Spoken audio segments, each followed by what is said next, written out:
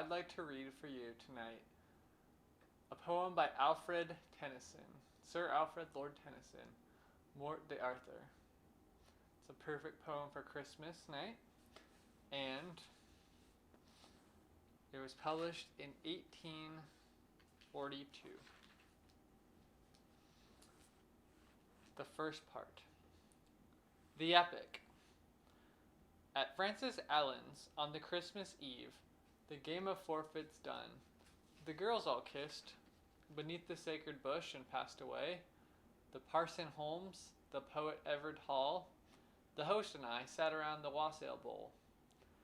Then halfway ebbed, and there we held a talk, how all the old honor had from Christmas gone, or dwindled down to some odd games and some odd nooks like this, till I, tired out with cutting eights that day upon the pond, where, 3 times slipping from the outer edge, I bumped the ice into 3 several stars, fell in a doze.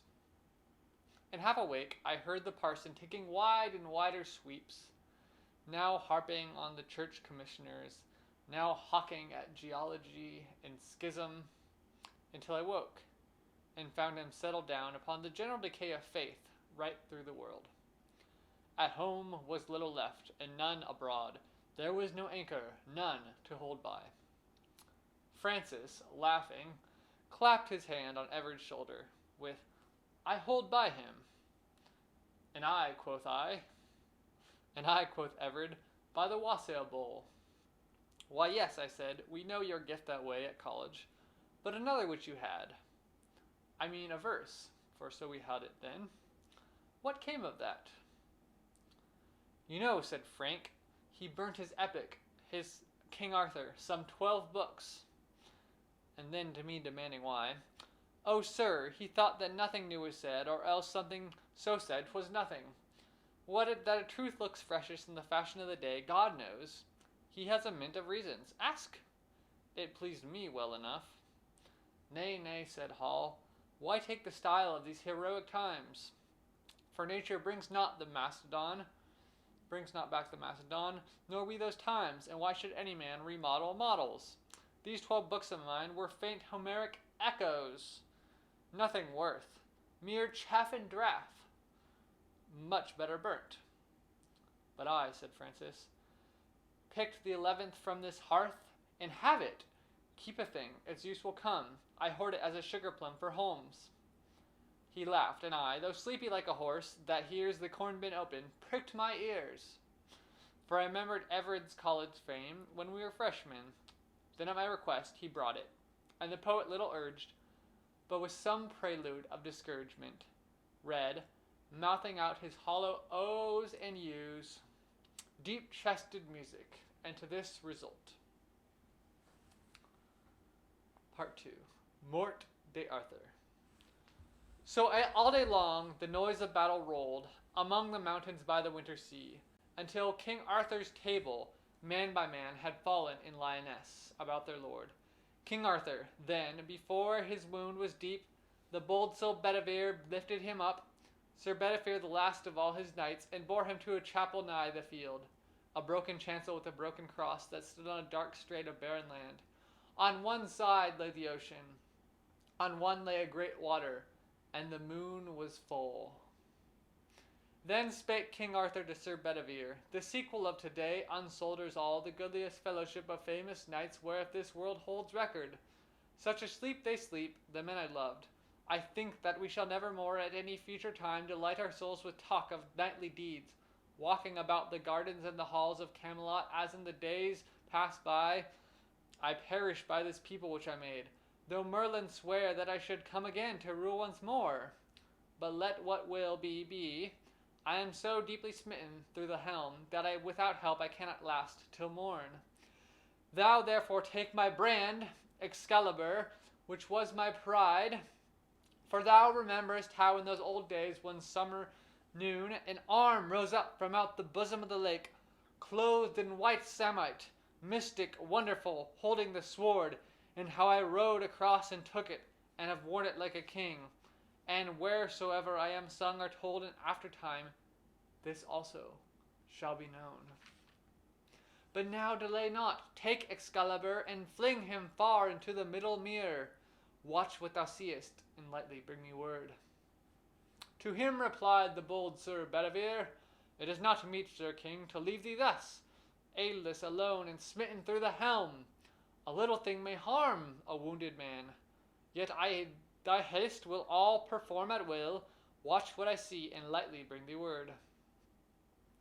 So sighing, from the ruined shrine he stepped, and in the moon athwart the place of tombs, where lay the mighty bones of ancient men, old knights, and over them the sea wind sang, shrill, chill, with flakes of foam. He, stepping down by zigzag paths and juts of pointed rock, came on the shining levels of the lake. There drew he forth the brand, Excalibur, and over him, drawing it, the winter moon, brightening the skirts of a long cloud, rang forth the sparkled keen with frost against the hilt. For all the haft twinkled with diamond sparks, myriads of topaz lights in jacinth work of subtlest jewelry. He gazed so long that both his eyes were dazzled.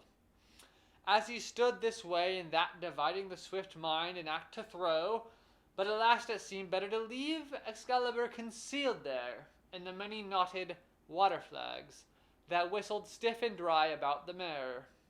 So strode he back slow to the wounded king. Then spake King Arthur to Sir Bedivere, Hast thou performed my mission which I gave? Was it thou hast seen, or what hast thou heard? In answer made the bold Sir Bedivere, I heard the ripple washing in the reeds, and the mild water lapping on the crag.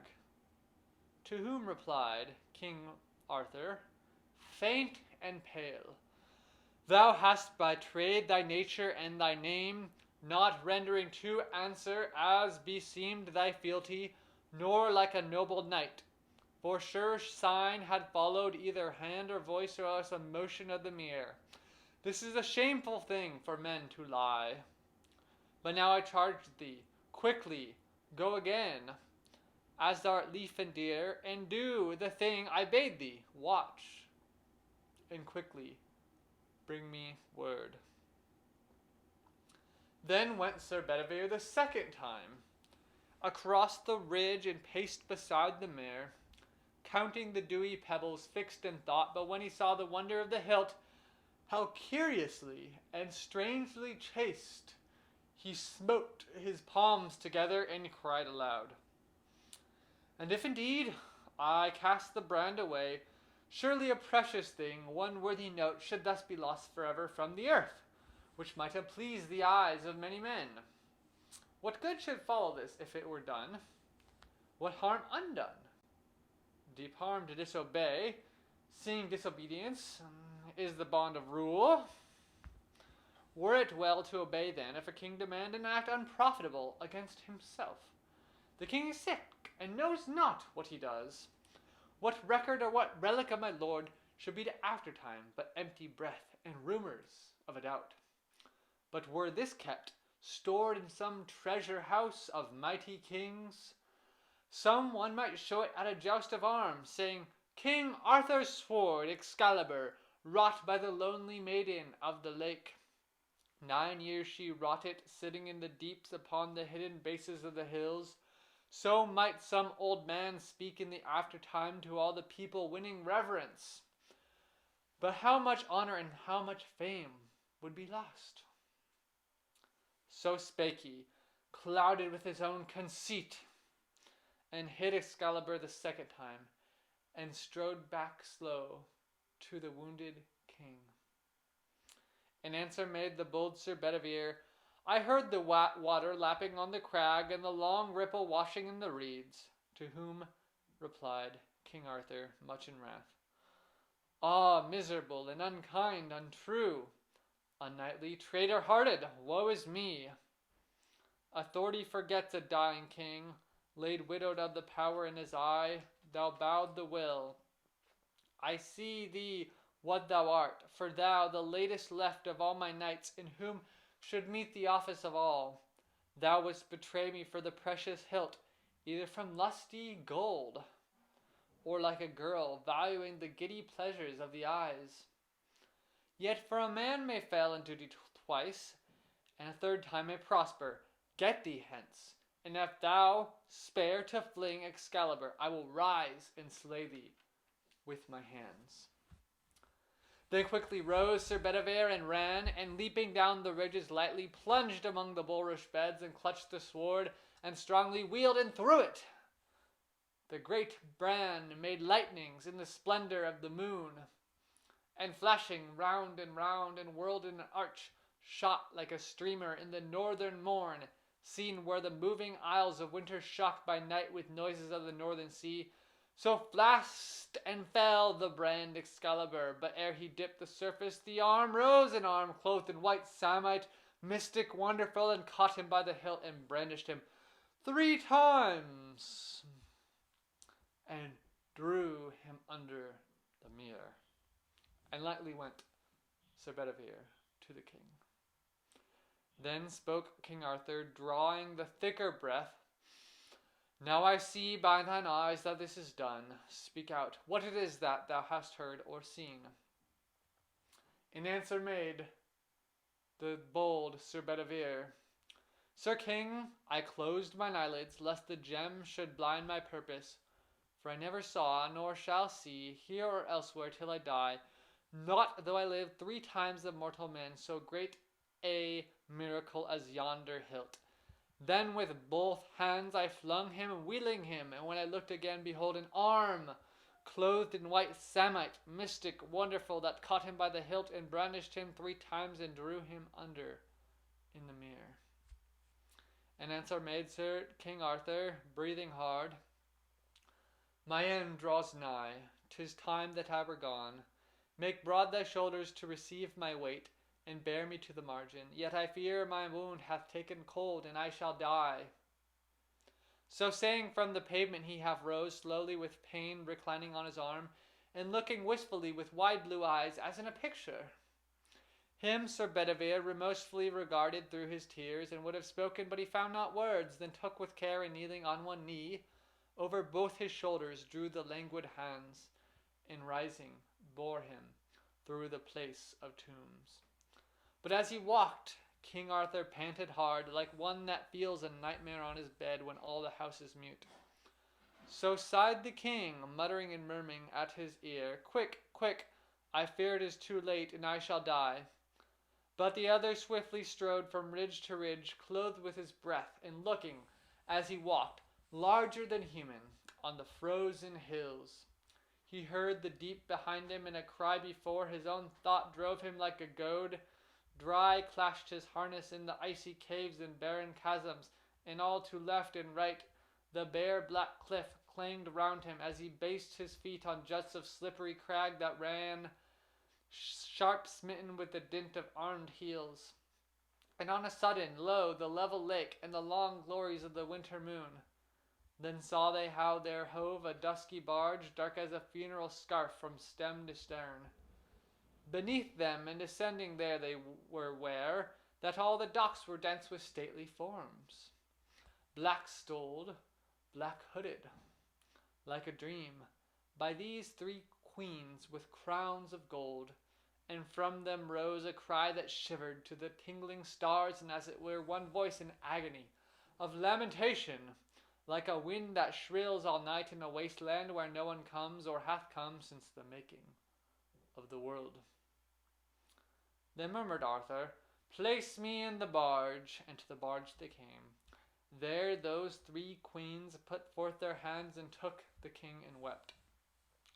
But she that rose the tallest of them all, and fairest, laid his head upon her lap, and loosed the shattered casque, and chafed his hands, and called him by his name, complaining loud, and dropping bitter tears against his brow, striped with dark blood.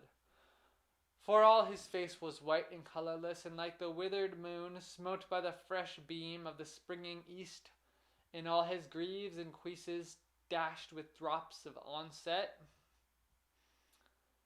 and the light and lustrous curls that made his forehead like a rising sun high from the thy throne were parched with dust. or clotted into points and hanging loose, mixed with the knightly growth that fringed his lips. So like a shattered column lay the king, not like that Arthur who with lance in rest from spear to plume a star of tournament shot through the lists at Camelot and charged before the eyes of ladies and of kings. Then loudly cried the bold Sir Bedivere, Ah, my lord Arthur, whither shall I go? Where shall I hide my forehead and my eyes? For now I see the true old times are dead, when every morning brought a noble chance, and every chance brought out a noble knight. Such times have not been since the light that led the holy elders with the gift of myrrh on that Christmas morn. But now the whole round table is dissolved, which was an image of the mighty world, and I, the last, go forth companionless, and the days darken round me, and the years among new men, strange faces, other minds. And slowly answered Arthur from the barge, The old order changeth, yieldeth place to new, and God fulfills himself in many ways, lest one good custom should corrupt the world. Comfort thyself, what comfort is in me? I have lived my life, that in that which I have done, may he within himself make pure. But thou, if thou shouldst never see my face again, pray for my soul. More things are wrought by prayer than this world dreams of. Wherefore let thy voice rise like a fountain for me night and day. For what are men better than sheep or goats, that nourish a blind life within the brain, if, knowing God, they lift not hands of prayer, both for themselves and those who call them friend? For so the whole round earth is every way bound by gold chains about the feet of God. But now, farewell. I am going a long way with thee, thou seest, if indeed I go, for all my mind is clouded with a doubt, to the island valley of Avilion, where falls not hail or rain or any snow, nor ever wind blows loudly, but it lies deep meadowed, happy, fair, with orchard lawns and bowery hollows, crowned with summer sea, where I will heal me of my grievous wound. So said he, and the barge with oar and sail moved from the bank like some full-breasted swan, that fluting a wild carol ere here death ruffles her pure cold plume, and takes the flood with swarthy webs. Long stood Sir Bedivere, revolving many memories, till the whole looked one black dot against the verge of dawn, and on the mare the wailing died away.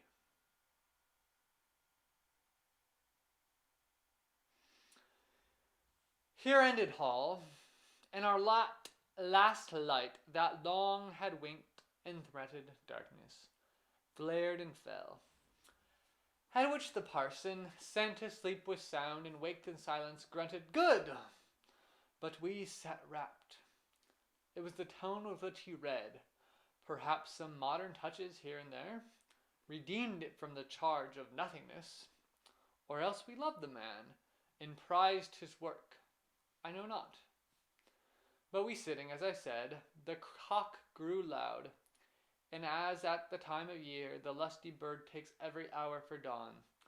Then Francis, muttering like a man ill-used, There now, that's nothing, drew a little back, and drove his heel into the smouldering log, that sent a blast of sprinkles up the flue, and so to bed, where yet in sleep I seemed to sail with Arthur under looming shores, point after point, till on to dawn, when dreams began to feel the truth and stir of day. To me, methought, who waited with the crowd, there came a bark, that blowing forward, bore King Arthur like a modern gentleman of stateliest port, and all the people cried, Arthur is come again, he cannot die. Then those that stood upon the hills behind repeated, Come again, and thrice as fair. And further inland, voices echoed, "Come with all good things, and war shall be no more." At this 100 bells began to peal. That with the sound I woke, and heard indeed the clear church bells ring in the Christmas morn. The end. Good Yule, and to all a good night.